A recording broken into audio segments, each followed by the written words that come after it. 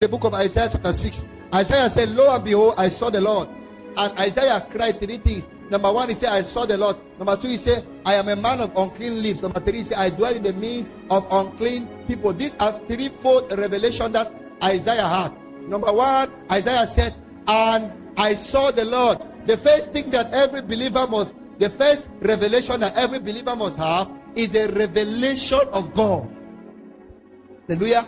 Every believer must have the revelation of God. That was the first revelation. It is called the upward revelation. The first revelation that Isaiah had was the upward revelation, which is the revelation of God, whereby you don't know God by what you have been taught, what your pastor has preached, what your pastor has said. You know God by personal encounter, by personal revelation, by personal commitment. There are many believers who easily backslide because what you know about God is what your pastor has taught you, what your pastor has told you. How many of you have had personal encounter, personal revelations about God? No doubt when battles come, you can easily give up. You can easily backslide. You can easily give up on God because you have no personal understanding, no personal encounter about God. Number 2, Isaiah said, and I dwell in the midst, and my lips are on.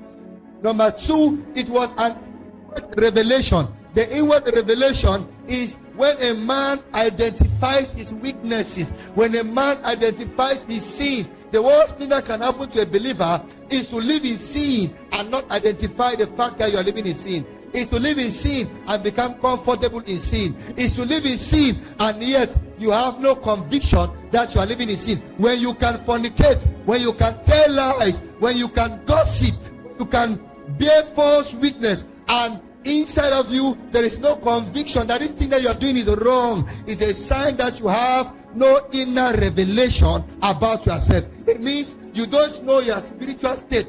Every must know his or her spiritual state. And you get what I'm saying? You must have a spiritual understanding of your spiritual life. There are times you know you are ascending. There are times you should know you are descending. The worst thing is when you are descending and you are fooling yourself that you are ascending.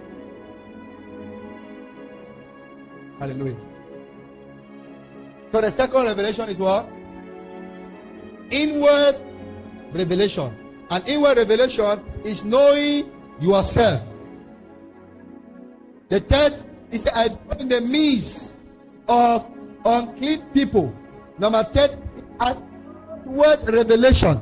The outward revelation is the revelation of your surrounding. In the book of Psalms chapter 1, blessed is the man that walketh not in the counsel of the ungodly, nor standeth in the way of sinners, nor sitteth in the seat of the scornful. Now you must understand your surrounding, the people you associate with, the people you discuss with, the people you keep as friends. They are as important as your spiritual life. If I see the kind of company you keep, I can know the kind of discipline you uphold. I can know the kind of philosophy you uphold. The people you associate with, the people you always work with, they are a determined factor of your spiritual state, of your spiritual life. When you are somebody who always keep companies with unbelievers, you always work with unbelievers, you always dine with unbelievers, you are always seen with unbelievers, the closest people to you, they are unbelievers. It's a sign that you should understand your surrounding is corrupt, and you need an outward revelation about your surrounding to understand